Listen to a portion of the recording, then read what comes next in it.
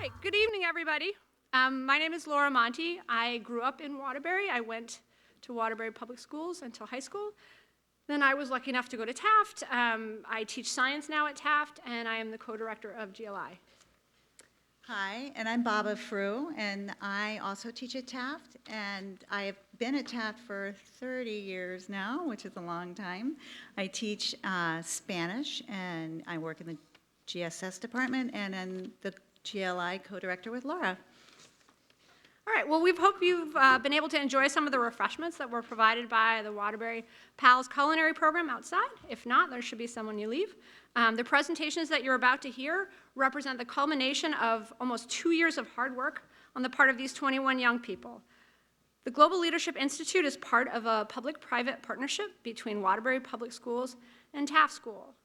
GLA scholars were selected from a pool of talented applicants during their sophomore year in high school. They set out on a course of study that would bring them to a successful brownfields restoration project in Waterbury, to a panel on social entrepreneurship at Wesleyan University, and to the halls of the United Nations in New York. For the past year, they've been working intensively in pairs, addressing an area of global and personal concern. Their goal was to produce a project that represents a step in addressing that issue. Along the way, they've learned that partnerships are challenging as well as rewarding, that even small steps can take a great deal of hard work and planning, and that with hard work and teamwork, a high school student can make a difference in the world. So like all such endeavors, GLI relies on a village of supportive people. Critical financial support for the program has been generously provided by the Ford Foundation and several private donors. Time, expertise, and lots of energy have all been graciously donated by the Waterbury Mayor's Office and administrators from both Taft and the Waterbury school system. The GLI selectors and mentors, all busy educators from Taft and Waterbury, have provided countless hours of their time and energy to make this process work. And a special thank you to all of the families of our scholars for supporting them through this journey.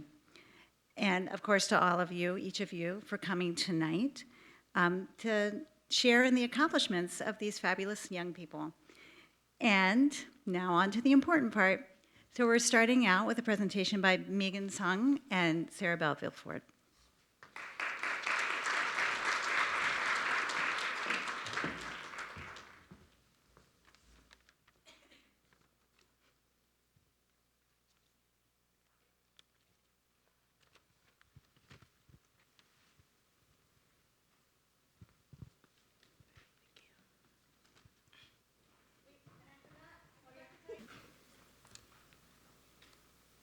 $4,600. 4,600 teenagers took their own lives because they felt like they didn't have a choice.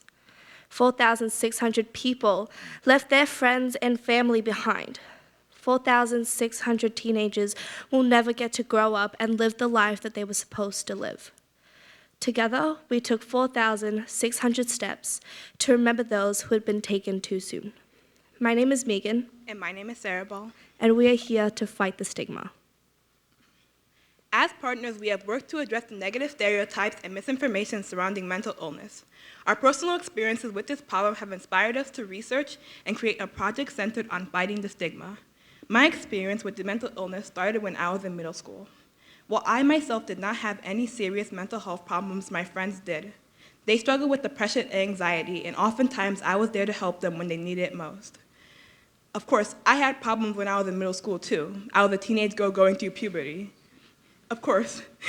But having to deal with things like puberty, heartbreak, stress, and having a mental illness was a totally different beast. I could see that it wore down on them and made surviving every single day a struggle. They were fortunate enough to win that struggle, but so many teenagers aren't. The term suicide has come to hold a more sentimental meaning for me this past couple of years. Before, suicide was only something that I had heard of, but didn't really understand.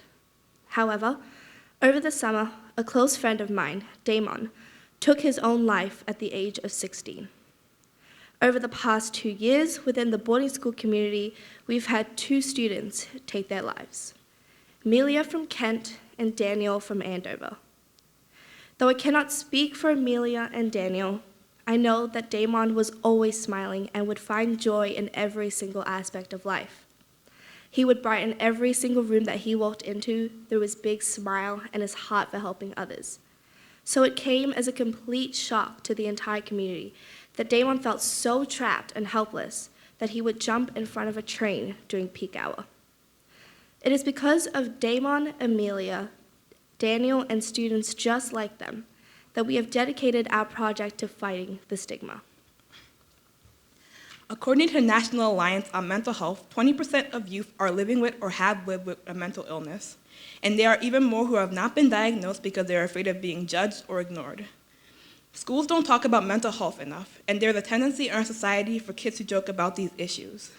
It's essential that we make people around us understand the weight of phrases like, "This is such a bad day, I am going to kill myself." Mental illness can be hard to notice, and suicide is something that is not discovered until it's too late. By fighting the stigma that surrounds mental health, we encourage those who are too afraid to say something to get help. Our project consisted of 2 parts: selling merchandise to raise funds, and holding a walk to honor those who had taken their own lives, both of which raised awareness about the effect that suicide has on our communities. We sold bracelets and necklaces with the symbol of the semicolon to our individual schools. A semicolon represents the choice to continue the story of life. Instead of choosing to end the story with a period, survivors choose to use the semicolon to continue.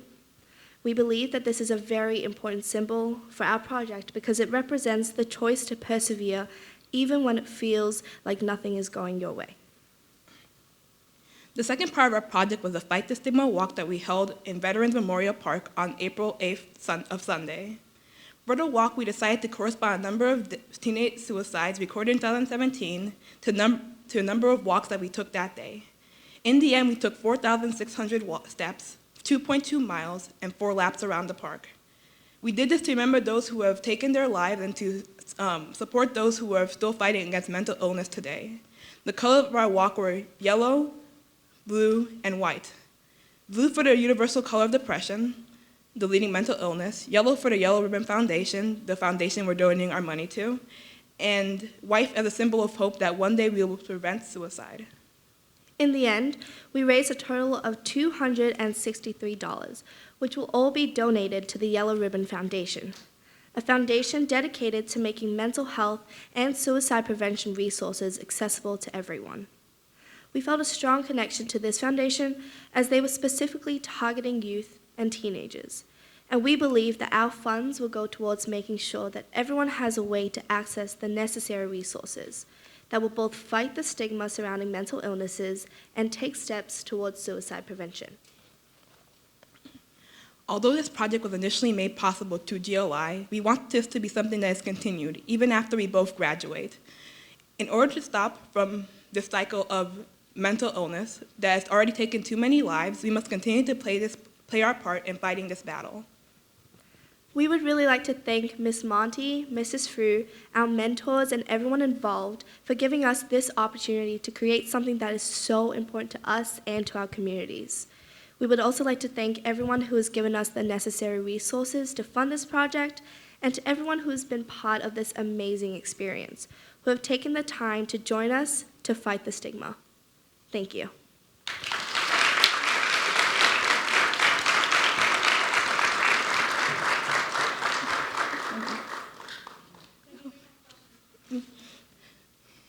We're ready to receive any questions.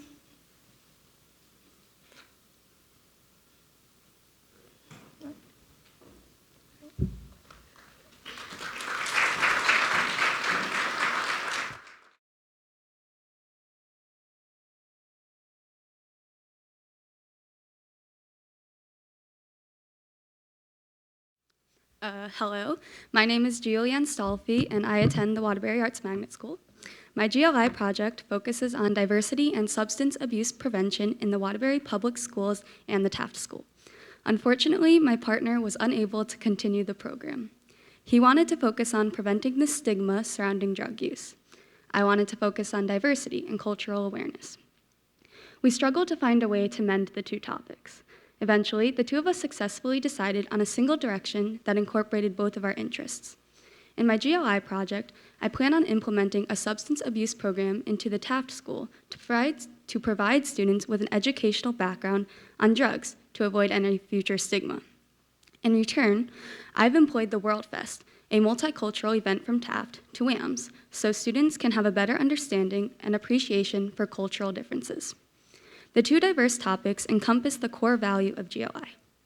Through this project, both Taft and WAMS will exchange their assets to forge a new and better community.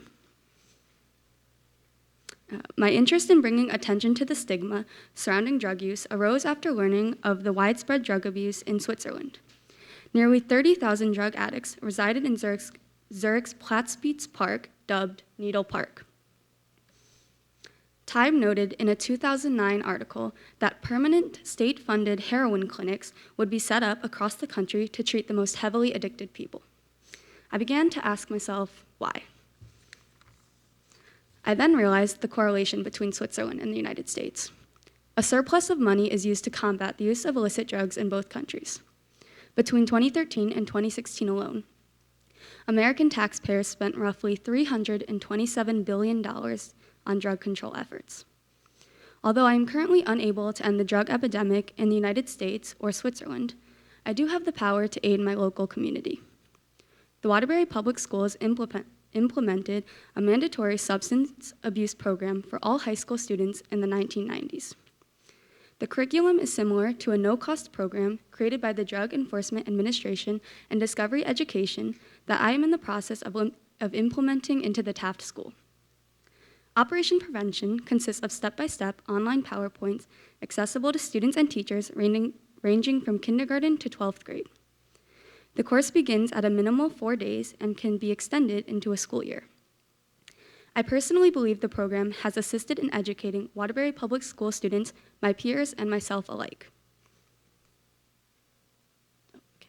In a SurveyMonkey offered to WAMS, students were asked, do you think the mandatory substance abuse program that all students are required to take is effective or aids in the issue? The anonymous answers revealed the value of the program. Nationally, the program has also had positive effects, which can be seen in a study conducted by the National Institute on Drug Abuse. With each year, the percentage of students taking illicit drugs has generally decreased. As more students encounter this effective program, less students are subject to poor habits. Operation Prevention is free. State funding for rehab programs or correctional institutions related to drug abuse will decrease. Why pay for something that can be stopped for free? The substance abuse program is one of many assets the Waterbury public school system entails, and it would be very rewarding to share this worthwhile part of Waterbury with Taft students. On the flip side, the Taft School is very highly praised for its cultural diversity in the student population. I have generated a similar appreciation for diversity at WAMS through the World Fest. Students at Taft come from over 40 countries and 33 states. The unification of each ethnicity in Taft is an incredible achievement that has been found to provide extensive advantages. Columbia University's Teachers College identified these benefits of student diversity in secondary schools. I personally wanted to bring attention to the lack of cultural awareness at WAMS because I thought I was the only Asian student in the school. The Waterbury Arts Magnet School racial balance, however, reveals that I am one of 6 Asian students, and I've yet to find out who the other 5 are. Despite the overall diversity in WAMS, as listed above, over 72% of students answered no when asked, do you feel that your ethnicity is represented at WAMS on the SurveyMonkey? In order to combat this issue, I've employed the World Fest at WAMS. On March 27, 2018, my GLI project, the World Fest, promoted cultural awareness through ethnic food, displays, and performances. This is a short video of the event's success. Welcome to the World Fest.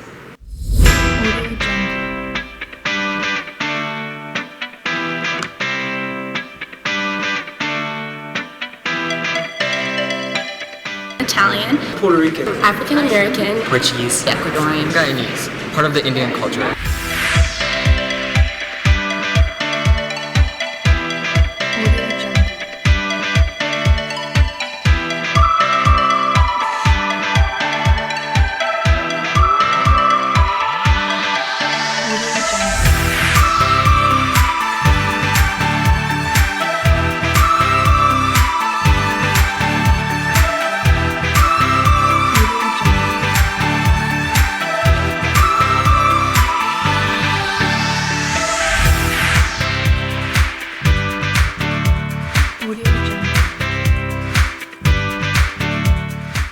think the World Fest was really important because it showed everyone's culture. Valuable exposure. And celebrate them in one collective place.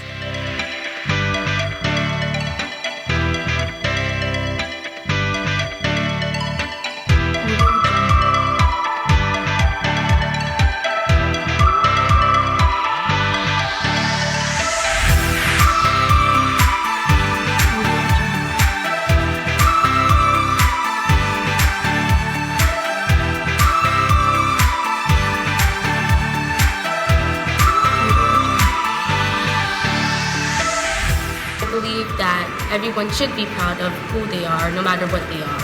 I'm very satisfied with this year's World Fest. We did it this year in collaboration with GLI, working alongside very closely with Gia, Sophie. She put a lot of hard work into this.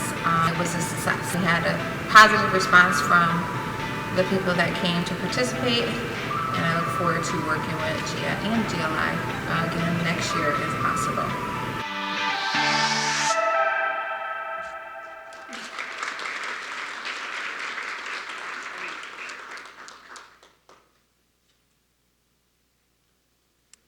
Yeah, okay.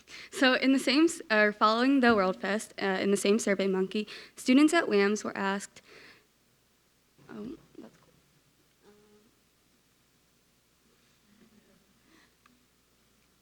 Okay. Do you think that the World Fest was successful in representing more cultures at WAMS? Nearly 90% of students answered yes. This is one of the additional responses. The World Fest was successful and is scheduled to occur annually. My GLI project focuses on preventing substance abuse as well as promoting awareness for cultural diversity in my local community. My goal in exchanging the assets of both schools is to contribute a small, long-lasting improvement to a global issue. As a GLI scholar, I've been taught to act local, think global. I will continue with this mentality and strive to make a change, one step at a time. And finally, I would like to acknowledge all of the people who helped me throughout the process when I thought I couldn't move forward alone. Miss Monty, Miss Brew, Miss De Silva, she's my mentor, Miss King, she was the one in the video, the attendees of the World Fest, and everyone who has supported me. Yeah, that's it.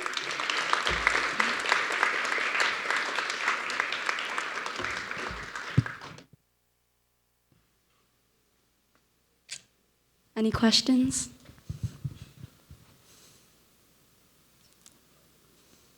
Cool.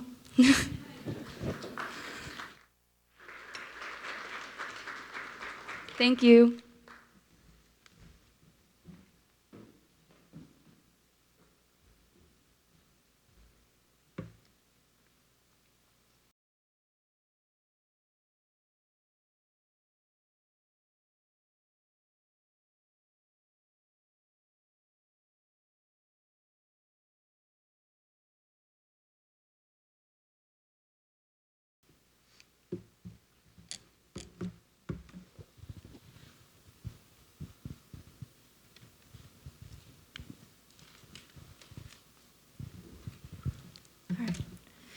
Good evening, my name's Rachel Lau and I'm a junior at the Taft School. Hello, my name is Randy Martinez and I'm a junior attending Waterbury Career Academy. How's everyone doing tonight? Good? All right. So did everyone have a meal today? Yes. Okay, that's good. I know everyone's really excited to hear me speak, so I'm glad that no one's skipping meals for me. So I have another question. Did everyone have the knowledge to know whether or not what they ate today was healthy or not? That's good. And in your lifetime, did everyone have the same knowledge to make a decision to eat something healthy, like eating an apple? Okay. I'd just like to remind everyone how privileged we are to have the knowledge to make these decisions, because unfortunately, a lot of people in the world do not have the knowledge or the privilege to have these decisions available to them. And that's why we founded Eat Power. So let's dissect Eat Power a little. So Eat Power has the ultimate goal of promoting wellness to children and promoting nutritional education with the goal of empowering children. An important part of our project was taking a weight-neutral stance.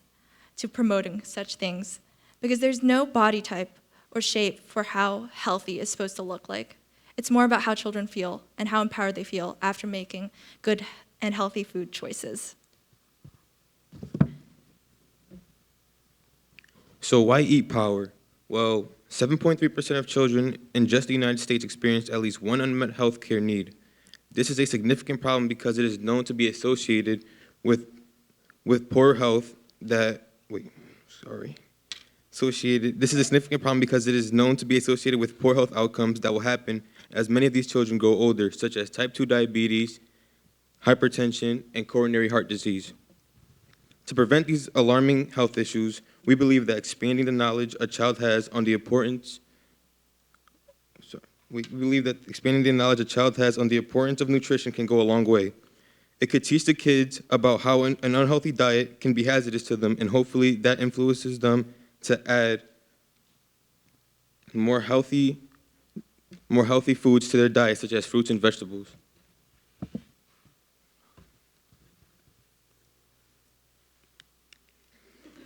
Yeah, it keeps falling off. All right, so our audience. We wanted to reach children because of the fact that they are a much easier and fun audience to have. No offense to everyone here tonight. Rachel and I both worked heavily with children during our summer internship, and I personally grew very strong connections with the children I met. Like this young man here named Brian. Brian and I had never seen each other ever, but through the short period of time I spent with Brian during the Eat Power nutritional cooking class, I really got to enjoy the open-minded behavior he portrayed and how he was not afraid to try something new. My hope is that Brian and the many other children we worked with at the Boys and Girls Club learned a lot about the different foods they can enjoy that will help with their daily nutrition and reduce their risk to health problems later on in life. Maybe even passing what they learned to their parents so that their families can join along. So our project focused specifically on incorporating more fruits and vegetables into the diets of children. And we did this by incorporating fruits and vegetables into the children's diets in more of a personalized manner. Obviously, because there's no one diet that's suitable for everyone. And we're going to see the children as individuals. And so I'm going to take you guys through my approach. For our approach, we did two things. The first of which were two questionnaires. We had a food frequency questionnaire to determine what types of fruits and vegetables the children ate and how frequent they ate them.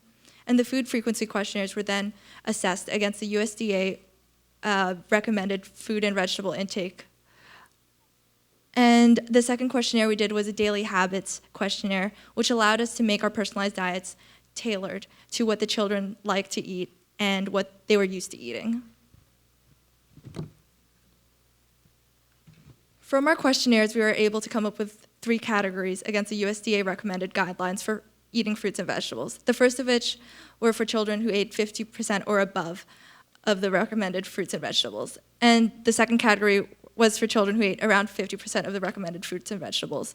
And the third category was for children who ate under 50% of the recommended fruits and vegetables. And from the 3 categories, we were able to make packets. And each packet featured one seasonal fruit or vegetable, which ensured that that fruit or vegetable was accessible. We included facts about the vegetables, games, and some recipes. And the second part of the packets were suggestions on how to incorporate more fruits and vegetables into the diets of children. And we have really fun suggestions, like adding fruits to pancakes or making faces on toast. And here's an example of what the suggestions looked like. All right, so how do we promote Eat Power? Well, we contacted the Boys and Girls Club and asked to conduct a cooking class with a group of boys and girls from grades like 3rd to about 6th. When we got the okay, we set up a cooking class to show how incorporating fruits and vegetables into our diet can benefit the overall health of children. For our class, we made pancakes, but instead of using the typical buttermilk whole grain, we substituted that with bananas. And along with the bananas, we topped it off with strawberries and blueberries and substituted honey for typical maple syrup.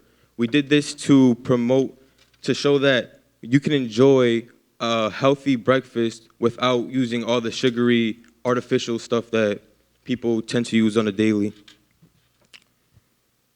And while we did our cooking class, we were able to show the fruits to the children by providing a few facts about each of the fruits. And the children were so eager to learn about all the fruits and vegetables that we showed them. And it was really heartwarming to see that they were excited to share it with their family. There was a kid called Brian, and he hadn't had a strawberry or a blueberry, and I was so happy that I got to witness him trying his first strawberry and blueberry, and to see how open-minded he was and how much he liked the fruits. Yeah, overall, the children absolutely love this alternative, and we got positive feedback all around. And so moving forward, because I've grown really passionate about this project, we would like to send out the packets quarterly, changing with the seasons and keeping them consistent and changing and interesting with the children's diets. And we want to expand to work with more children, because we love children, not in a pedophilic way, but we love children. All right, and finally, we'd like to thank everyone for making this project possible. Miss Brew and Miss Monty, Miss Beth Rosen, Miss Vitoon, my amazing mentor, Dr. Benedict, excuse me, My amazing mentor, Mrs. Plunkett. the Boys and Girls Club, and GLI Cohort 3. It's you guys over here.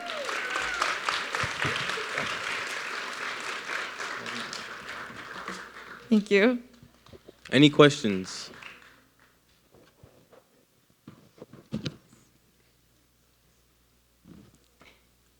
Hello, I'm Darren Schwartz, the Chief Academic Officer for Waterbury Public Schools. Great presentation. Thank you. Did any of your research look into how schools can accommodate students in this healthy lifestyle? Because we also have in the audience our Director of Food Services. Where are you, Linda? I saw you here. Who we serve, what, about 35,000 meals a day, approximately? Probably more than that? Okay, so we serve about 35,000 a day, breakfast and lunch. Did any of your research take you there? Well, all right, so during our cooking class, we met a lot of children who didn't really utilize the foods that were given at public schools because of the fact that maybe they didn't really know about the nutritional benefits of them, or they didn't like it much. You have anything to say? And I think as part of our expansion, we definitely want to work with the Waterbury Foods Department. I think that's possible. I think that's a great idea to not only empower our students and educate them maybe on some of the foods, but also possibly look into some of the alternative fruits and vegetables that they may be more used to from where they're coming from. So that would be great if we can continue that relationship with you. All right, that's perfect. All right, thank you. Thank you so much.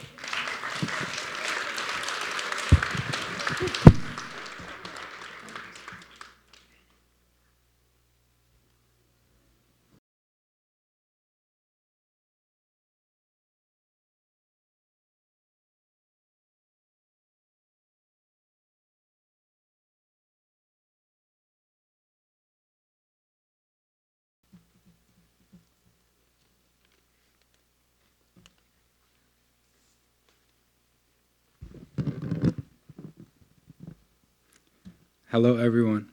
My name is Trenton, and I attend Wilby High School. My name is Malcolm, and I attend the Taft School. We would like to start off by thanking Miss Monty and Mrs. Frew for the opportunity of being a part of GLI. GLI has given us a chance to create a positive change in our communities. This allowed us to be able to decide what is most important to us, what issues we would like to see shift in a positive direction. Malcolm and I both agreed on the importance of extracurricular activities. These are activities that are considered to be outside of the mandatory curriculum. This includes sports, clubs, academic programs, and camps, which are all typically suited to the interests of the children involved. These activities allow children to be a part of something bigger than themselves and connect to others with the same passion as their own.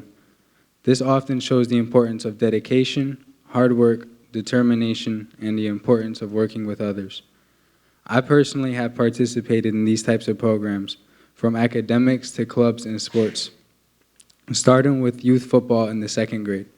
It was then, 6-year-old me went from playing video games every evening after school to being a part of a football team with many strangers, some of which I am still good friends with to this day. That's me in the top left, number 83. This was me and my 8th grade team in 2014. Through the years of playing football, I've learned so much. The importance of teamwork, determination, leadership skills, and most importantly, the game of football. I had found a new passion, one that started when I was 6 years old and will forever carry on. Although our research focused on extracurricular activities as a whole, we decided to narrow down our project to summer camps. Malcolm has attended summer camps for years and has personal experience as to why they are a great opportunity for children to attend. Thanks, Trent, for the introduction. As you mentioned, I spent the past 10 summers at summer camps, specifically YMCA Camp Warren in northern Minnesota. And honestly, I believe that summer camps have saved my life. The first time I went to summer camp was 5 days after my parents' divorce. I remember how I stepped onto that bus for the very first time. A chubby 7-year-old whose world was crumbling around him. I'm eternally grateful that I had summer camp to sustain me for those first 4 weeks, giving me a much-needed break where I could begin to comprehend my emotions. Since that first summer, I lived in 3 different states, had 9 different homes, and I've seen 4 different step-parents walk in and out of my life.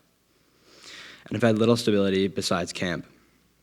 Throughout all that chaos, I have desperately clung to those 4 wonderful weeks a year, using them as an anchor to keep me grounded throughout my most difficult storms. I'm so incredibly lucky that I had summer camp to get me through any challenges that have come my way, and I am utterly dedicated to giving others that same emotional support. However, I'm not trying to limit the benefits of summer camp to kids who have undergone some kind of crisis. The simplicity of summer camp is able to transform the lives of so many different people regardless of their living situation. Camp activities and group living in a natural environment are the tools used to create camp communities that provide for successful, healthy development and a place where having fun is a daily criterion. In such a structured environment, children interact with positive role models who have time to listen, talk, relax, and reflect. They learn to work together, make choices, take responsibility, develop creative skills, build independence and self-reliance, and gain confidence. All are necessary steps on a child's path to a healthy, productive life. Despite the benefits of summer camp, they mean nothing if kids don't enroll. And while millions of kids each year attend summer camp, it remains largely a luxury reserved for white, wealthy youth. According to a 2015 study conducted by the American Camp Association, 77% of campers are Caucasian and 78% of campers are from middle or high-income families. This uneven racial and socioeconomic distribution is part of a well-documented stigma which dissuades minorities and low-income campers from coming to camp. For example, while 61% of camps report an increased overall enrollment, only 18% of camps report an increased minority enrollment. Given this issue, Trent and I want to help bring the benefits of summer camps to more people by starting an organization called Seeking Summer for our GLI project. Seeking Summer is a camp referral organization which connects youth from underprivileged, underrepresented, or challenged home lives with the opportunity to attend summer camp. Essentially, kids who might benefit from summer camp would be recommended our service by community mentors like social workers, school advisors, or therapists. Then our service would help each individual camper find a camp that fits their individual emotional and financial needs. We would then act as a counseling service, aiding campers in every part of the enrollment process. I'm currently working on implementing this idea in my local Minneapolis-St. Paul community, and I'm well on my way to incorporation thanks to the Global Leadership Institute. I would like to finish this presentation by saying summer camp has changed my life. It is truly the only reason why I'm standing here today, and I desperately hope that you see the immense value that a few weeks in the woods might hold. I urge you all to consider summer camp not as an unnecessary luxury, but rather a vital pillar of adolescent development. Thank you for your time. I believe we have a few minutes for questions.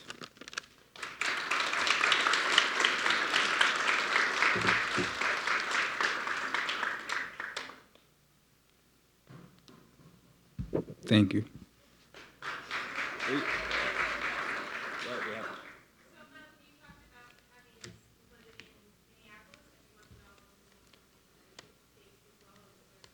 So what we wanted to do is really make the shell of the idea and start talking with community mentors like Mr. Lamson and Ms. Hennebree, whose task school's lawyer on retainer was.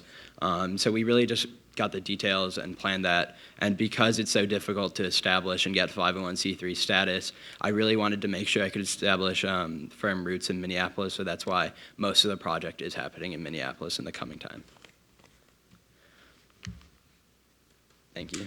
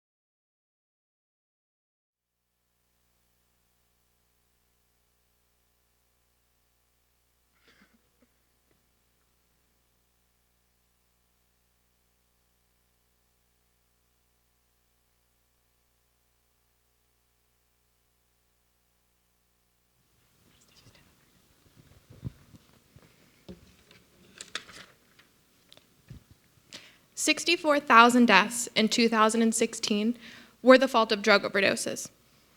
1,000 of those drug overdose deaths were of teenagers. Those were teenagers that could have been doctors, that could have been lawyers.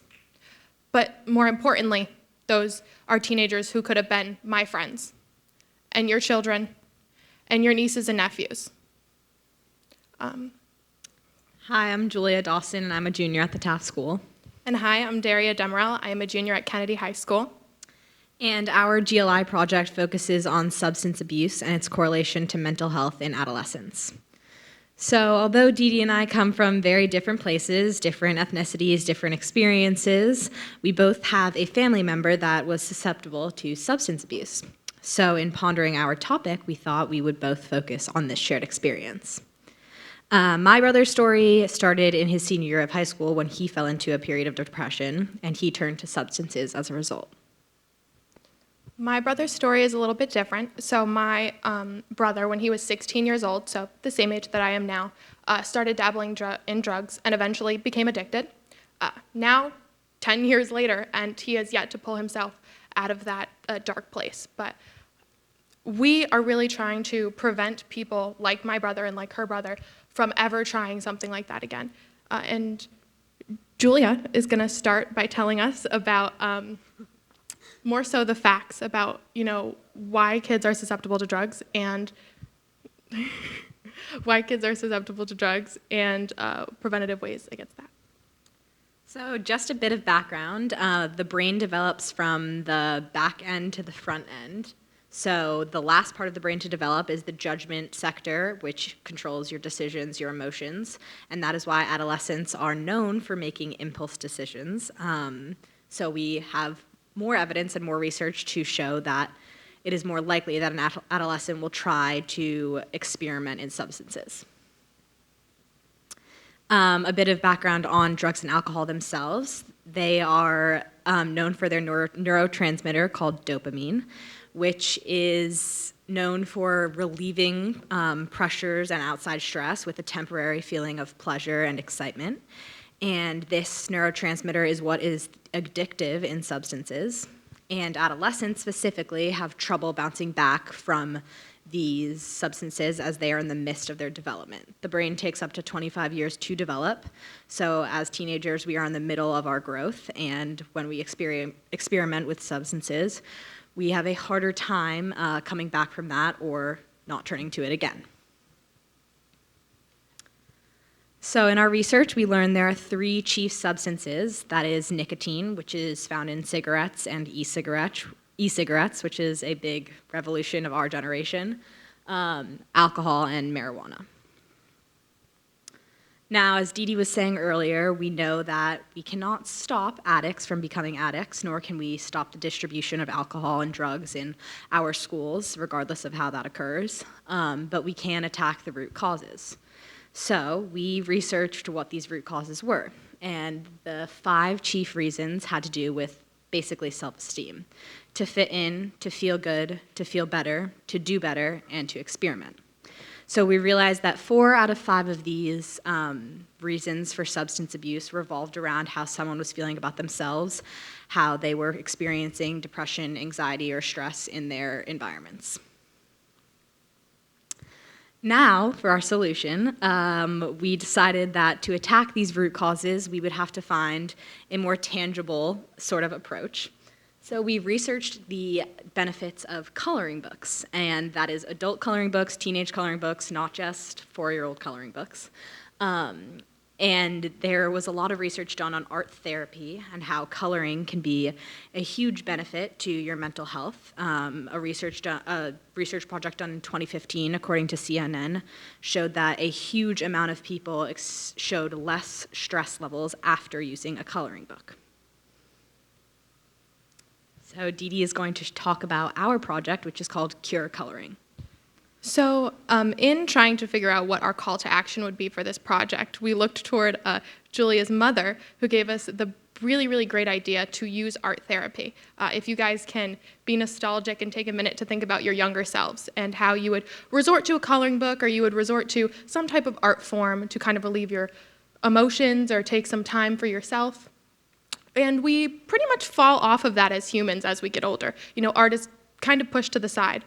So we decided to, in a way, bring it back, and we have here a couple copies of our actual working coloring book. Julia will be my Vanna White for this.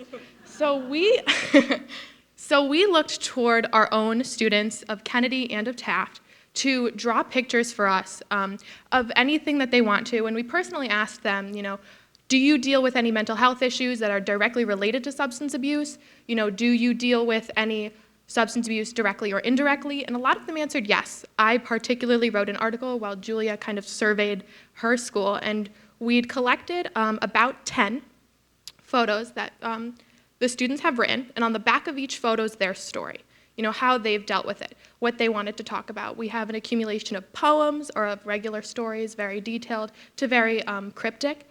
And the goal for this would be just to be a gateway. You know, when you are feeling discontented or you need a sense of comfort, this would be a place to come to color in someone's page, to flip the page over, and then to realize that you are not alone, that there are people who are dealing with the same things as you. And you never, ever have to resort to substance abuse, especially as a teenager, because in the end, it can take your life, and it has. So we've accumulated this coloring book from people that we know, our friends, and we have a couple copies to share with you in hopes that it is a sense of comfort. And, you know, happiness is beyond whatever that you're feeling or whatever you're dealing with right now, and it just might take a few similar voices to convince you of that. And so to finish, we just want to express our extreme gratitude to Miss Monty and Mrs. Frew for all of the support they have given us in this opportunity. I honestly don't know where I would be without them at Taft in general. I can't imagine my life at Taft without Miss Monty and Miss Frew, and I'm eternally grateful for them for giving us this opportunity. Me as well. Thank you.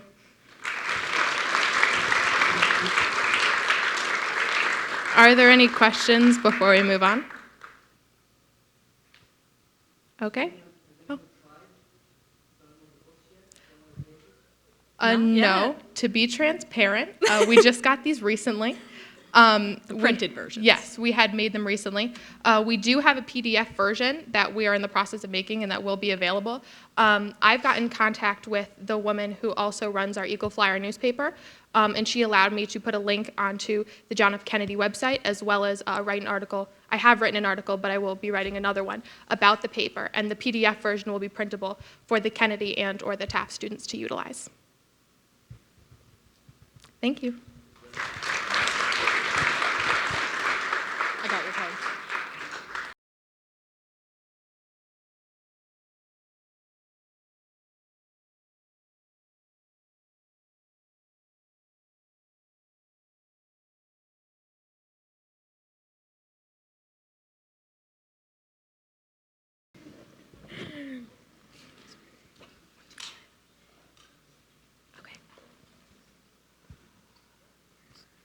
Hello, my name is Abna Kafour. I'm a junior at Crosby High School. Hi, my name is Mihir Nair, and I attend Taft. For our project, we organized a hunger simulation and literacy workshop at Taft. I am passionate about the lack of childhood education in Ghana, especially northern Ghana. And I'm passionate about malnutrition issues for children in India, specifically the region of Gujarat. So you guys, before we head off into our journeys through these past 2 years and our final project, we just wanted to give you a bit of background about how these two issues are connected. First off, they're both huge issues in the developing world, two of the most prominent. And as Abna and I both mentioned, we focus specifically on children because education, proper education, laptops and textbooks and whatnot, as well as proper quality of food specifically, are two of the most vital components to having a complete educational experience and functioning properly at such an early age of your life.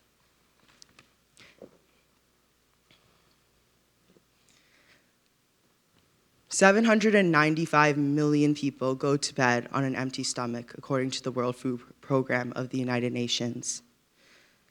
795 million. In India alone, there are 194 million of these people. And in the region of Gujarat, in 2010, 40% of the population went to bed on an empty stomach. Hunger is real. So, my part of the project consisted of 3 parts. The first was last summer with my GLI summer internship, where I went abroad to Ahmedabad, India, for 5 weeks and volunteered with an NGO named Manav Sadhana. I met volunteers from all across the world, Bulgaria, France, even Alabama. He was really nice. Basically, that was a life-changing experience. I am not trying to sound cliche, but I think I saw a different and frankly less known and less pretty part of the world, but it changed my life. I wanted to implement something there, but I unfortunately did not have enough time, so I came back here wanting to effect change. And basically, this past December, I went to Wesleyan University, and I won a pitch competition at their social entrepreneurship program to further enhance my passion for malnutrition in India. And then the third part of my project was holding the actual hunger simulation at Taft. So this past 2 Mondays ago, we held a hunger simulation and literacy workshop, and my part of the project was focused on how the poor quality of food in India affects children's development and their growth cycles. So basically, I presented everybody there. There were about 40 people there with sambar and rice, which in India is typical of what impoverished people would eat. There isn't any delicacy of meat, such as chicken or beef, and there's just rice, a very simple carbohydrate. And that's typically what you eat actually for breakfast, lunch, and dinner for most, probably actually all of the meals. So these are the 3 parts of my projects and of my project, and I'm very passionate about them, but I don't want to leave you guys feeling like you're hopeless. So as I mentioned before, there are 795 million people suffering from malnutrition. So you guys can kind of tackle that problem and that statistic by helping out here locally. Some of the organizations you can get involved with are Bracity Harvest, the Connecticut Food Bank, and then you can also go to freerice.com. I don't know if you guys have heard about that, and actually donate rice. It is run through the UN's World Food Program, so it is trustworthy. And you can also donate it to Manav Sadhana, which is the organization I worked at, and I'll actually be going back this summer with the pool grant. You can donate there because they are a nonprofit, and as many of you know, nonprofits desperately need donations and volunteers. So I've told you about this great organization. I hope you guys all consider giving a donation. And after this, I will be handing out flyers with information about these 3 organizations, as well as an organization that Abna will tell you about. And without further ado, you're going to hear about the other part of our final project, which was a literacy workshop. Oh, sorry. I want to end with this quote. from one of my idols, Mahatma Gandhi. He says, "To a hungry man, a piece of bread is the face of God." And I think this really shows how, while you and I may take food for granted, it is anything but a guarantee to many others across the world, specifically in the developing world. It is a privilege to have proper quality of food.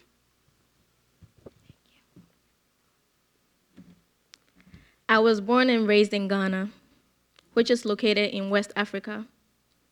Ghana is a developing country with approximately 29 million people. According to a UNICEF report in 2017, 76.6% of the population are illiterate, meaning they cannot read and write.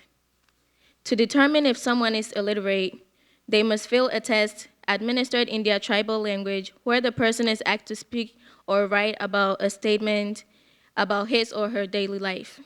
Sounds easy, but yet 76.6% of the population failed. This number may appear alarming, but it is one of the lowest rates on the continent. School is free, but despite this, the additional costs it creates are sometimes an obstacle to a universal education. It is not their wish to be school dropouts or not go to school at all. They are victims of poverty. Nelson Mandela once said, "Education is the most powerful weapon which you can use to change the world." There is also a Ghanaian proverb which literally means, "If a bird does not fly, it goes to bed hungry." An average Ghanaian may know these two sayings in our native language, but they prefer one over the other. They prefer the Ghanaian proverb. On an average day, a child that does not go to school wakes up very early to accompany their parents or guardians to the farm or to the market to sell. Some of these kids have no other choice because their families have to eat. A child who may also be granted the opportunity to education may walk miles and miles and miles just to get to an unfinished building called school. After 9 long hours under the sun, they walk back home, change, and then go help their parents at their shops or at the farm. Some parents decide not to take their children to school because they didn't get the opportunity to go to school as children and most often see no use in education. This creates a cycle of illiteracy. You and I were lucky enough to be born into our families, some rich and some average. But some kids my age are born into a world of poverty and are still held accountable for their future.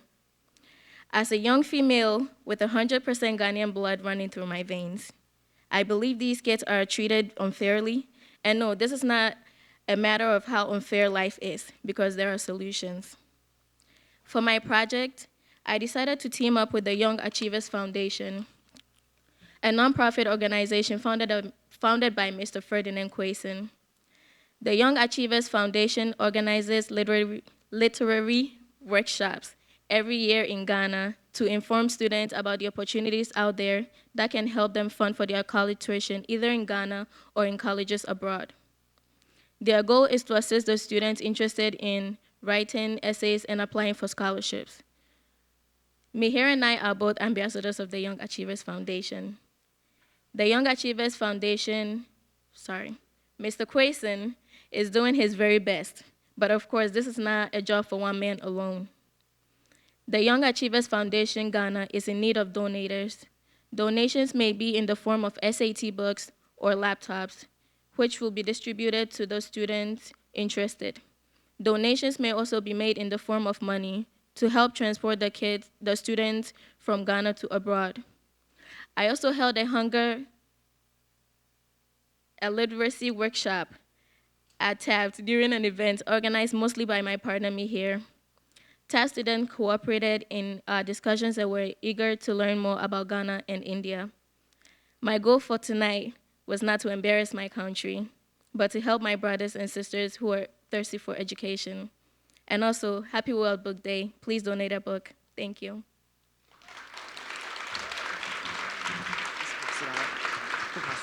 Yeah.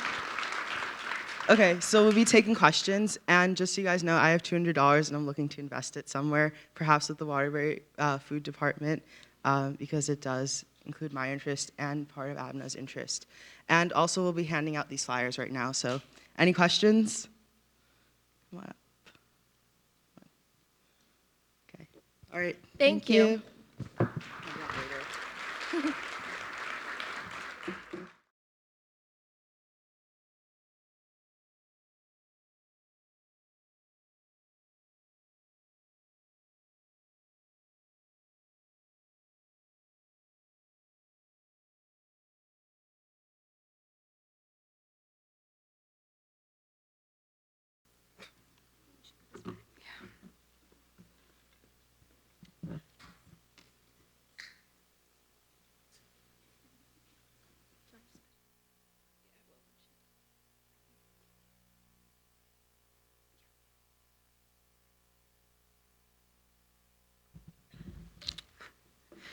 What if we lived in a world where 99% of life on Earth was treated with respect? Hi, my name is Sarah, and I'm from Taft. My name is Jalen, and I go to Waterbury Arts Magnet School. And our project is combating animal cruelty. So the first question we asked ourselves is, what should we focus on? Animal abuse is an international issue, therefore our project could have gone in almost any direction. We could have focused on domestic animals all the way up to international policy concerning the treatment of endangered species. Since we could not possibly cover every corner of animal abuse, we had to think about what topics we could combat in order to make the greatest impact. So, we decided to rotate our project around answering the question of, what are simple choices that everyone can make on a daily basis to help combat animal abuse? Because we knew by answering this question, we could make a real difference in our own community. By researching animal abuse we encounter on a daily basis, we could propose solutions that we as a community could work toward achieving. Cosmetic and toiletry testing is animal abuse hidden in a bottle. These experiments are literal torture. The animals are locked in small cages as different products are spread or injected into them. Results include burning of the skin and eyeballs, loss of body parts, loss of senses including sight, hearing, touch, etc., and eventual death after a slow and agonizing number of experiments are performed on them. The millions of animals that go through testing every year all have a similar nervous system to we do as humans, which means they experience the pain the same way we would. The most common argument is if there was no animal testing, how could we be able to know if products are safe for human use? Well, there are alternative ways of testing that are scientifically proven to be even more effective. Two leading examples are organs on chips and synthetic cells, which replicate real human cells. Replacing animals with these alternatives not only would save millions of lives, but provide better results than testing how products affect humans. So what you can do is buy products that do not test on animals. Instead of buying brands that test on animals such as Tide, Lysol, Mary Kay, Pantene, Clorox, Dove, and much more, buy from brands that do not test on animals such as NYX, Bath & Body Works, Paul Mitchell, Tom's, Elf, Urban Decay, or anything with a cruelty-free symbol on it. If you are not sure if a product is tested on animals, all it takes is a quick 5-second Google search. 5 seconds is worth saving a life. Although it may seem like a perfect Saturday family activity, zoos, circuses, and carnivals are prime examples of animal cruelty. In zoos, animals inherit traits that are not found in the wild. Some actions include self-mutilation, sham chewing, and pacing. Pacing is extremely common, and if you go to almost any zoo and observe the big cats, you will see them pace around their cage in an endless loop as if they were in a trance. This result is due to having to live in isolation in a small artificial forest. Zoos have been scientifically proven to psychologically affect animals, with proven cases of animal insanity, depression, and suicide.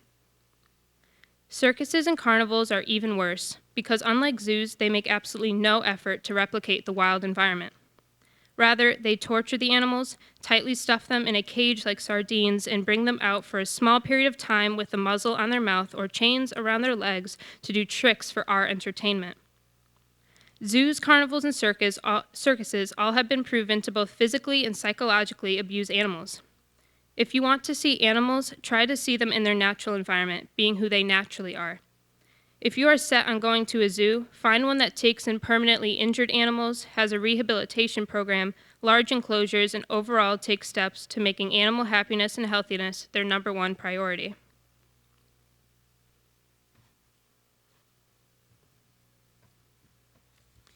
How often does the constant cycle of animals being born into a factory farm to live up to maybe 1 year old to then be prematurely slaughtered in inhumane conditions actually cross your mind?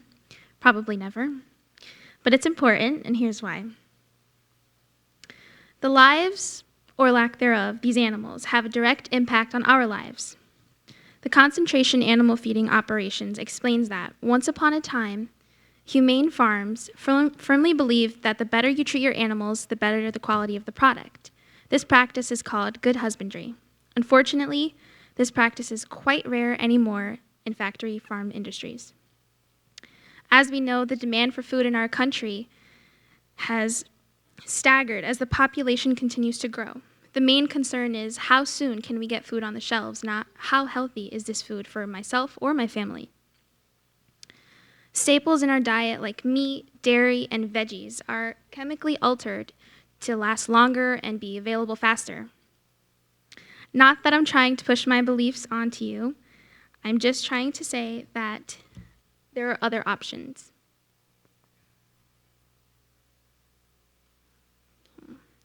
Let's look at Waterbury, for example. In most corners, you would see a McDonald's, a Wendy's, a Taco Bell, way more fast food restaurants than you would see a local market.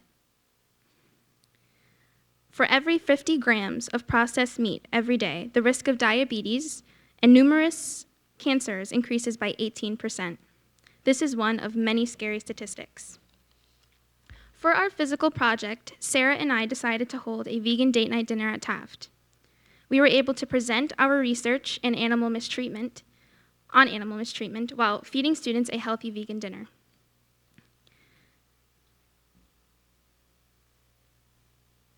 So 2 years ago, I decided to pick up this book, The Starch Solution, which basically says you can live off of a potato diet.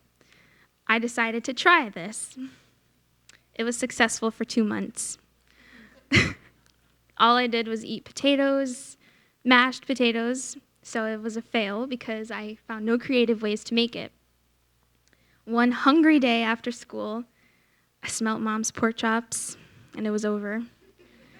And that was that short journey. But veganism is a goal of mine, and I know that it's not an easy transition.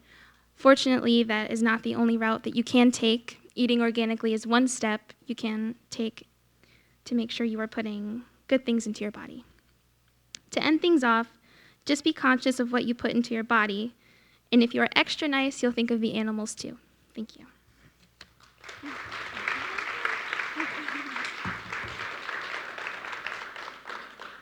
And just our final statement to leave you off with is I have been the extreme spokeswoman for this issue, and I feel very passionately about it, so I would like to leave you with this one last word of wisdom.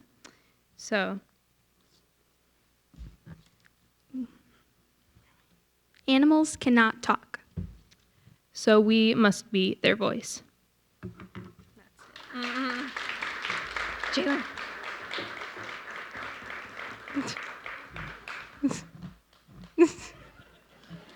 Is there any questions?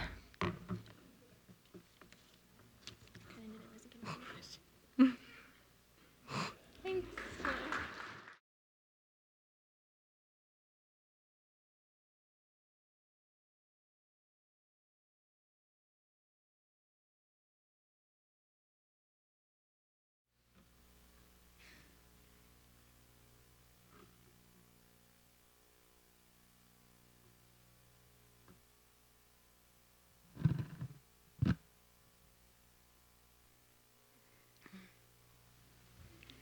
Good evening. I am Alexandra Crespo, and I attend the Waterbury Arts Magnet School. I'm Maggie, and I go to Taft. So, what if all polluted sites could be reinvented to benefit the community in a different use? What if a polluted land could be turned into a building that hosted rehearsals for artists and study sessions for students? The children of the inner city need more facilities and a safer and healthier environment to help them grow. In a previously industrial-focused city like Waterbury, brownfields are vital to the development of new facilities. My internship was at the Children's Community Center with Bravo, and Maggie also interned there with a different program.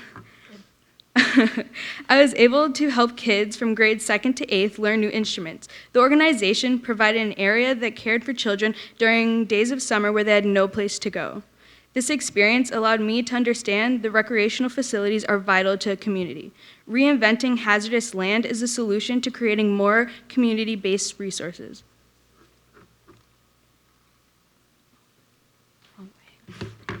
So just a little bit of background on why we chose brownfields. Allie and I are both from Waterbury, and specific to Waterbury, brownfields are a huge problem because, as some of you may know, it used to be the brass capital.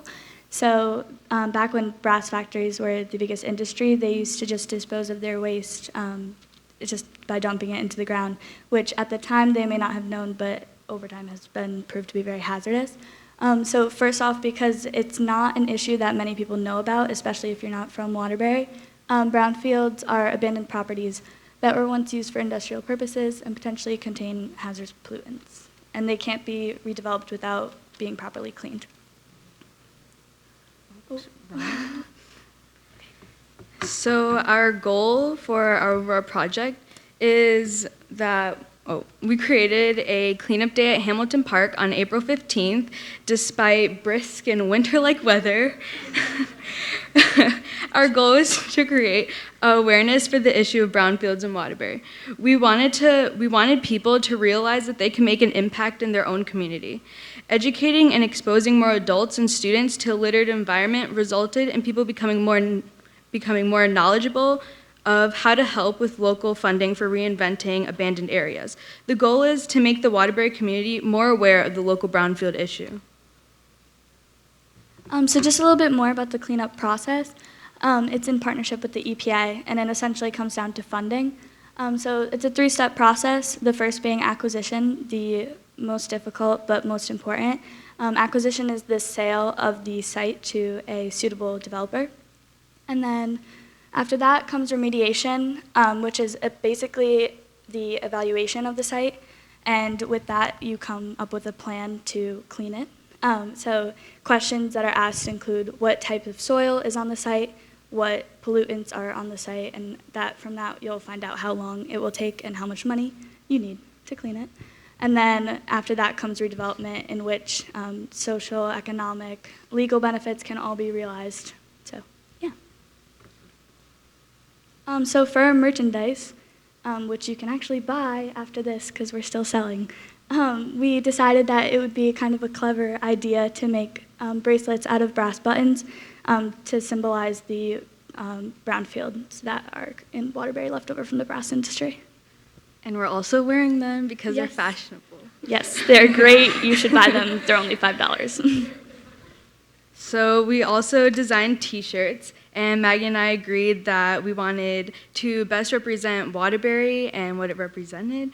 So we decided that we really wanted the Waterbury skyline to be on a poster or our t-shirts.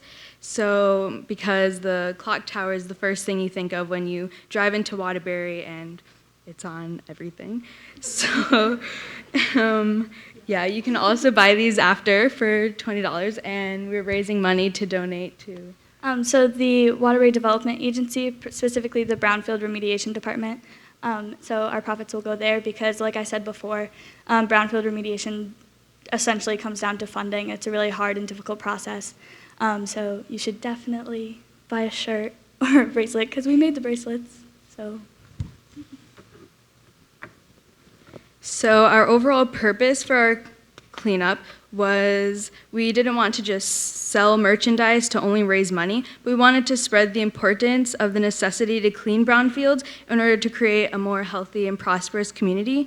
We conducted a survey at the Waterbury Arts Magnet School and asked 100 high school students, do you know what a brownfield is? 72% of students answered no. Most students from a Waterbury public school do not know what a brownfield is, nor are they aware of the potential hazards. By educating more adults and students, together we can overcome one of many difficult tasks, like financing a redevelopment of a brownfield. More students became aware of an environmental issue after our cleanup day. So these are just some photos from our cleanup day. We had a great showing, even though it was freezing. They were mostly kids from Alley School and Taft. And we spent 2 hours collecting trash, and we ended up collecting over 20 bags, so that was great in only 2 hours. So our donations, at first we created appeal letters to inform local businesses of our cause and the issue of brownfields in Waterbury, and we asked if they wanted to contribute to reform efforts of our program or a different program. So businesses were also educated about brownfields as an environmental issue, and they were more than happy to contribute. With our letters, we informed a lot of local communities that donated to us. So, for example, we had Stop and Shop, Adams, and also the PAL Youth Services donate to us.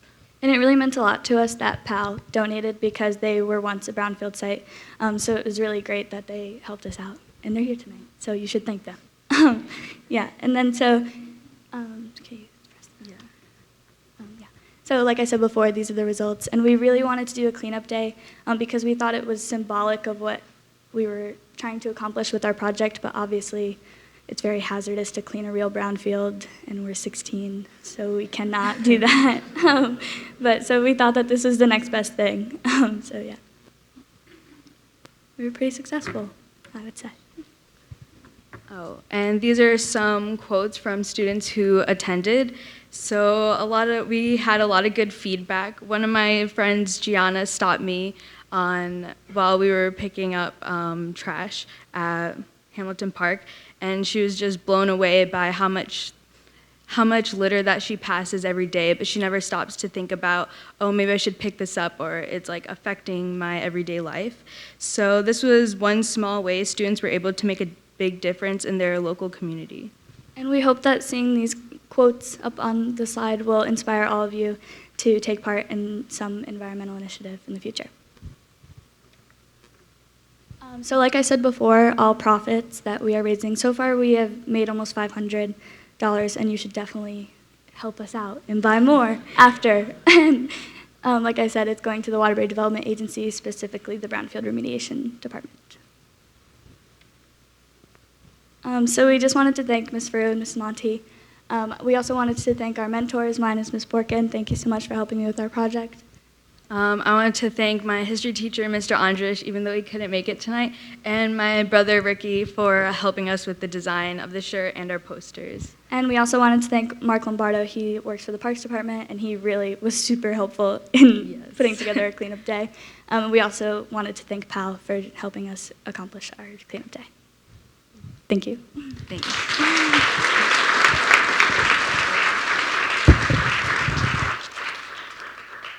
Any questions?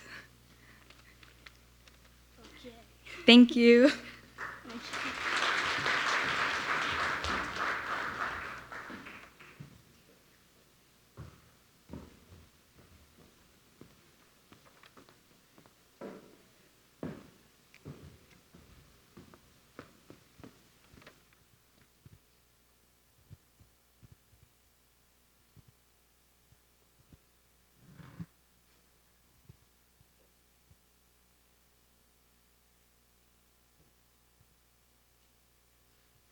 Hello, everyone. I wanted to start by telling you about the internship that my partner and I both did over the summer. We worked with PAL at the Taft School, and that was a program for middle school age students to learn SSAT skills so that they have a better chance of getting into private schools, and that is a free program. So we both worked as teachers, and it was a really great experience that ties into our project. So, hi, my name is Jenna Owen, and I go to Kennedy. And I'm Fiona, and I go to Taft. Just a little background. So originally when deciding to do my final project, I wanted to start off with education.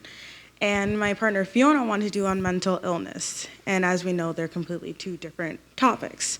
So we decided to tie it all together and talk about how mental illness affects people going to school. So school system offers many different types of opportunities and programs for us to do, such as community service, clubs, the arts, as we are in an art school, sports, and programs such as GLI, as I'm in myself. And here's just a little chart of all like the public schools, private schools, and then even lower than public schools. A majority of kids do participate in whether it be in academic, honor, extracurricular activities. So usually students that participate in such activities are less likely to skip class, get a 3.0 GPA, want to go higher in their education. But what I want to start off with, since 1992, it has been decreasing. These are numbers of kids who participated, and they're more likely not to miss school, don't skip class, have a 3.0. But since 1992, it has been declining. So if we're not in the right state, and due to that, it's because students get stressed, have anxiety, and don't feel like they have an outlet to reach out to go and get the help that they need. So if we're not in the correct mindset, how can students take that little push to get where they need to get in life? So as the number of students participating in extracurricular activities has been decreasing, numerous studies have showed that the number of adolescents with mental illness has been increasing. So over the last 10 years, hospital admissions for suicidal teenagers have doubled, and the number of inpatient admissions for self-harm has increased by 68%. And however, despite this clear surge in depressed and anxious teenagers, most of them don't receive any kind of treatment or counseling. So why do we see these troubling statistics? Social media plays a huge role when it comes to mental health in teenagers, because the fast pace of the technological world can actually keep kids from learning how to process their emotions on their own or connect with somebody and ask for help when they need it. Another reason is because there's a big fear of the future. Students feel the need to compete to get into college or to get a job once they're out of school, and the world outside of school has huge social, economic, and environmental problems that can result in high levels of stress and anxiety. So what can we do to fix this problem? What we can do is we can work with young people to reduce the anxiety, depression, and existential dread, and provide resources that teach how to handle the overwhelming emotions that they're feeling in any situation. So, a study was done by the Prevention Research Center in order to determine whether an increase in the availability of mental health services was associated with the likelihood of suicidal ideation, suicide attempts, and substance use behaviors among adolescents. So 9,000 students participated in a survey in 2013 and 2015. 25 schools had a school-based health center, and 14 of those schools increased the availability of mental health services. So I realized that there's no key on this, but there is on the next one. The blue line shows the suicidal ideation in the schools that increased their mental health services, so just the percentage of students that had suicidal thoughts or actions. And so the red line is the schools that did not increase their resources. So as you can see, there's a clear decrease in the schools that increase their resources for students. And then this is another graph that shows the amount of cigarette smoking in students. And again, you can see that there's a clear difference between the increased resources and the schools that didn't.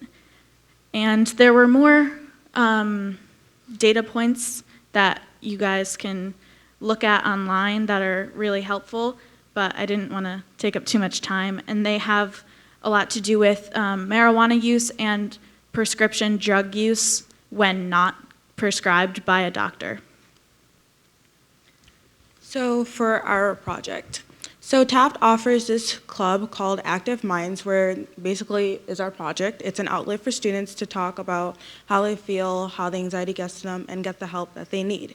Unfortunately, Kennedy does not offer a club like that, so I am in the process of making one, so students do not feel the need to go to the extra mile of taking their own life or doing self-harm, because that is never the answer. There's always help. So we did create a poster, which is what is on our screen now. And it's basically some facts about how 89% of kids are more susceptible to self-harming or depression when they don't get the outlet that they need. And there are a few numbers at the bottom. I was going to explain it briefly. Suicide, which is pretty explanatory. Crisis intervention, which means it's for anybody in a crisis, or if you just want to talk. And Teen Hope Line, which is specifically just for teens because sometimes we can be a little dramatic, and we needed an outlet just to talk, express our feelings. So it's kind of a way for us to get the hope that we need. And the great thing about these, they're free, and it's 24/7, so they're available to talk, text, email, whatever you feel comfortable with. So you don't have to meet with the person face to face if you don't feel comfortable with that. So we did a lot of research as to which hotlines were the best for students, and these were the ones that we came up with. And we are putting these posters up at Jenny's school, which is Kennedy High School, and at the Taft School, in hopes that students who don't feel comfortable going to the counseling office, which, the counseling office is great, so everyone should go. But if they don't feel like they can or they don't want to, they have another resource so that we see these statistics of mental health getting worse and worse in teenagers. So we see that kind of reverse, hopefully. So as a closing, we do have these posters outside in the back, so afterwards you guys can grab a few. And I would just like to say that if kids aren't in the correct state of mind, they can't really take advantages of the opportunities that we are offered in the school system. And that's what I just wanted to leave here today. I'd also like to make a quick shout out to my parents for always taking me to these GLI meetings. Shout out to Mrs. Frew and Monty for helping us with this whole project, because these graphs were really hard to read, but they fixed it. Shout out to my Kennedy peeps over there, because they had after school and they still came to see us. So I really do appreciate that, and thank you.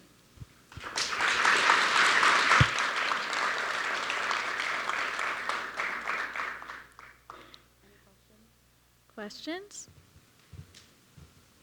No? Cool.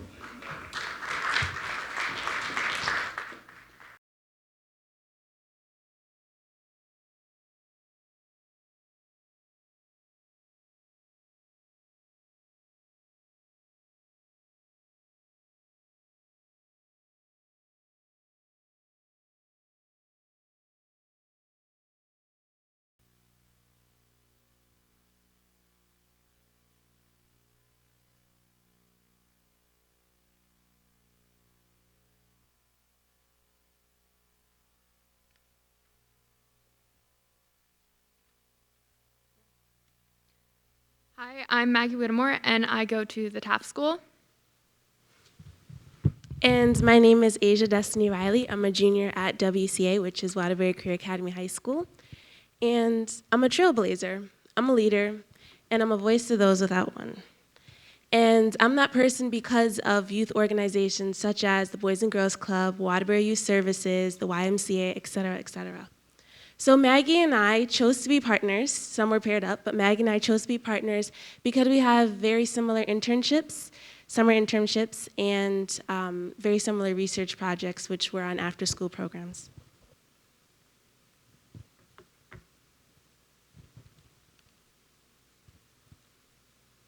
So my internship was at the Boys and Girls Club in Worcester, Mass, because that's where I'm from. So my hometown, it felt very comfortable. And I was in the Music Makers program with Keith Chester, and as an intern, we did a lot of music, history, and theory, and students got to choose which instrument they wanted to learn and who they wanted to learn it with. They was never forced to be in that room, but they chose to be there. We recorded a lot of jingles in the recording studio and the surrounding recording studios downtown and around Worcester. And then those jingles were actually put on the local radio station, so they got exposure. And I think this internship was very important because students got to tap into their potential. And to me, each one teach one, that's very important. So I worked this summer at the Horizons Summer Enrichment Program.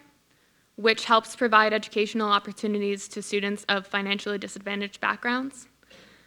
I was supposed to teach a public speaking class that I had assigned, but in addition to that, I walked into the first day to be given a homeroom of 20, 11, and 10-year-olds. And I bonded and learned a lot about those children who I'd known for years over 6 weeks together, especially the ones who were trying to thwart my efforts to keep the group focused.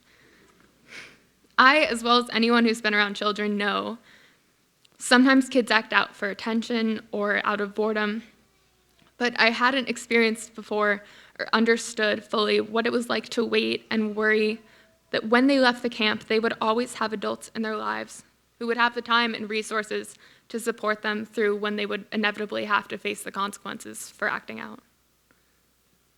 I came to understand how incredibly important and invaluable organizations like Horizons are for helping to provide this support. So Destiny and I share a passion and interest in ensuring children have the support they need, especially in underserved populations. So we both did our research on the benefits of after-school programs, which have been proven to lead to higher attendance in school and lower dropout rates, improved behavior and attitudes towards schools, and improved grades and academic success.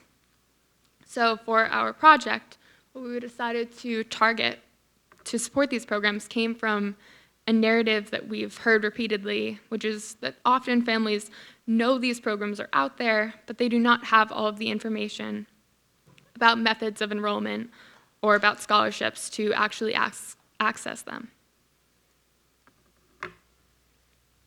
Okay, so I know everybody in here has a cell phone, so can everybody please take out their mobile device? I'm going to be professional. And so we created 2 social media pages, one on Facebook, one on Instagram, and we're going to ask you to please follow us at Waterbury Youth Resources. I'm being so serious. Please do it. Yes. And so we created these pages because we want people to know that there's resources out there for youth for what they want to do, whether it be a summer internship, an after-school program, a summer program, there's scholarships, there's all these different programs, but who really knows a program that has what they really want to do? So that's why we're doing this page. There's different things from Butterflies with Voices up there, Waterbury Youth Services, YMCA, all these different organizations and youth agencies are on this page. So if you're looking for something to do over your spring break, your summer vacation, if you're looking for scholarships, volunteer opportunities, because I know a lot of the high schools have volunteer hours that are required, you could go to these pages and see what's out there. Also, it's linked to our email, so if you have something that you wanted to be posted on these pages, or if you have any other questions or you want us to connect you with somebody else, that can also be a possibility. Oh, and our goal is to have at least 500 followers before this upcoming event. So our upcoming event will be a youth resource fair. There will be approximately 25 agencies and organizations and recreation centers being represented from around Waterbury here. And there will be about 4 to 5 food vendors. And then there will also be raffle prizes consisting of free memberships, apparel that has logos on it, gift cards, et cetera, et cetera. Is there anything else you would like to say? No, that's all, but we have time for questions. Okay, thank you.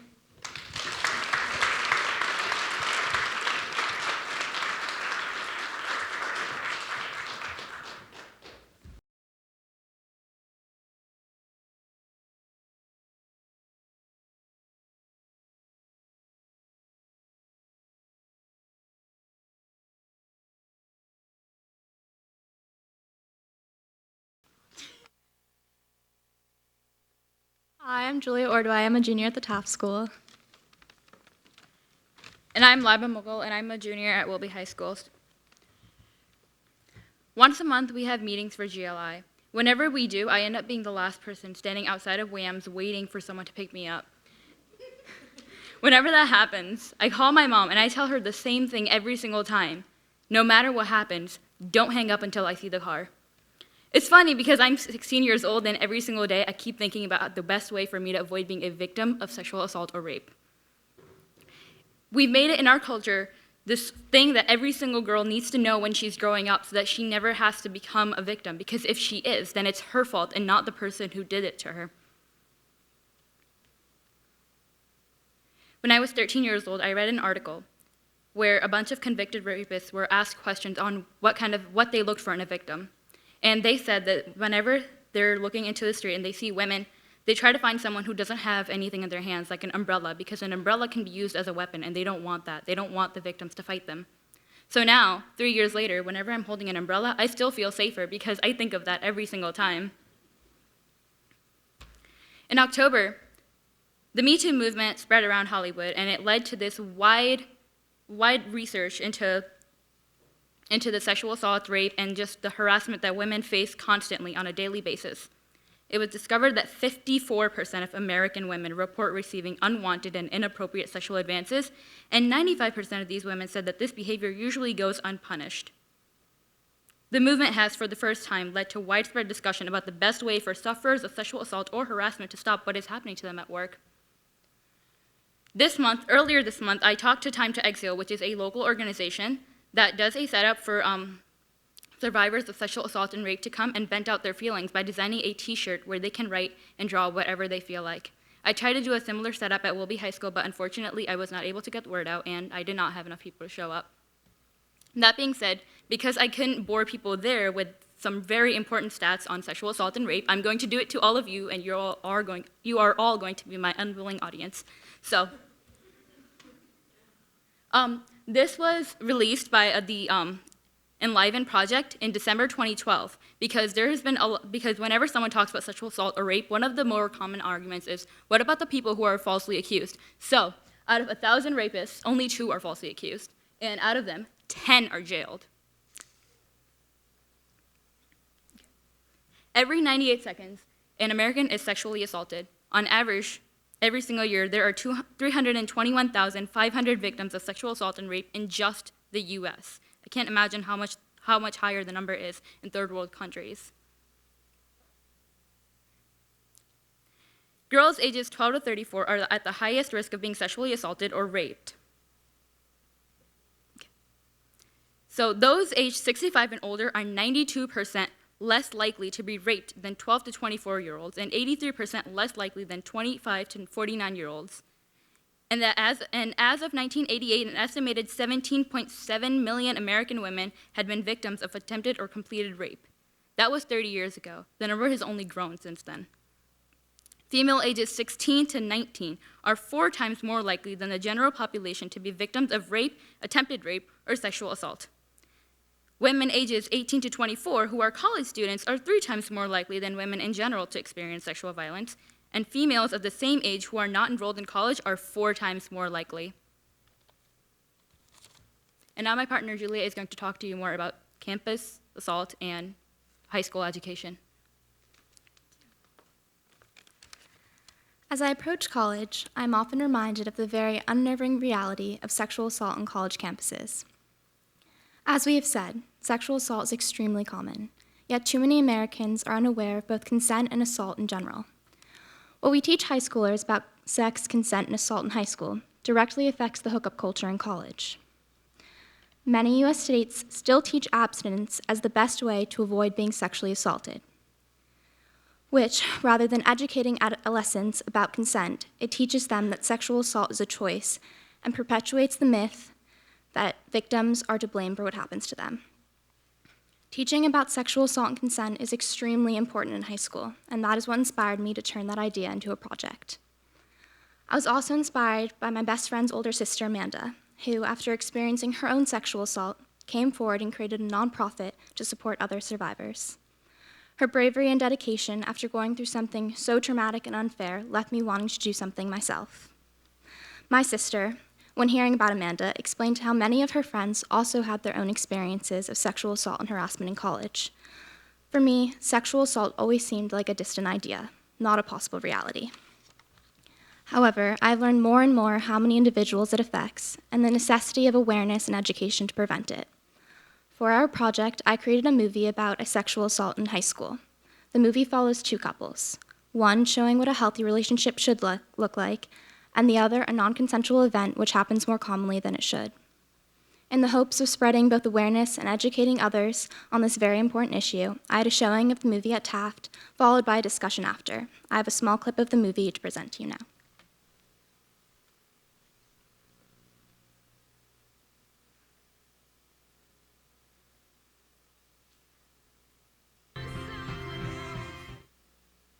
My dad's gonna go to the police. Are you okay about that? I guess. I just didn't want people to know. They don't have to know it was you, and even if they do, no one's gonna think badly of you. You know that. You said no. I know, I don't want anyone to know. Well, I'm not gonna tell anyone. I know. So, how is it going with Dylan? We're taking it slow. Good. You'll find someone good too. No, thank you. I don't mean now. I'm sorry. That was really insensitive of me. No, you're fine. I'm really sorry this happened to you. Me too. Lily, Val. Ice cream? Yes. But that changed. And I traveled around the world. Think where you living at now. I heard you moved to Austin, got an apartment and settled down. And every once in a while, I start texting, write a paragraph, but then I delete the message.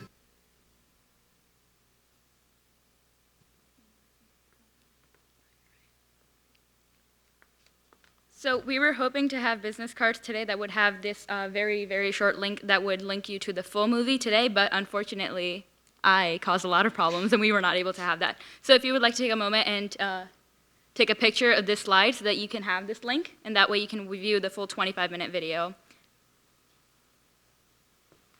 Okay, do you want to do your things? So we would like to thank Ms. Monty and Ms. Frew for this amazing opportunity to be able to work in GLI and have just this experience. I personally would like to thank Ms. Morrow for being my mentor and for constantly checking in with me and asking me about this project, because I probably would have forgotten, like I forget most things. And Debbie Mitchell, who herself showed up to Wilby and answered my phone calls about showing up, and even if nobody else came to the event, I'm just glad that I had someone at least in my corner.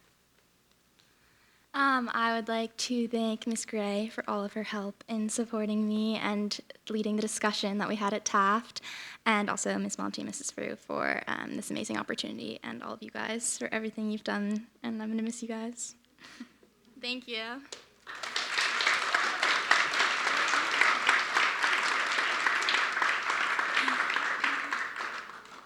Any questions? Thank you. You've been a wonderful audience. Thank you.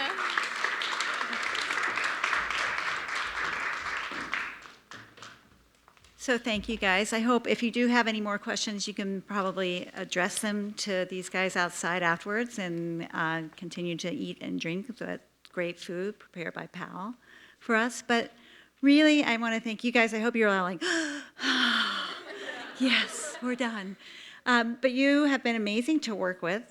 I hope you all appreciate everything that these students have done, and that you leave with a great sense of optimism for this next generation that can bring change to the world around them by seeing a problem and addressing it. And also, I'd like to really thank Laura Monti for being part of who's just been amazing to work with. So Ditto thanks. to Baba. So that's it. We're good. We're done.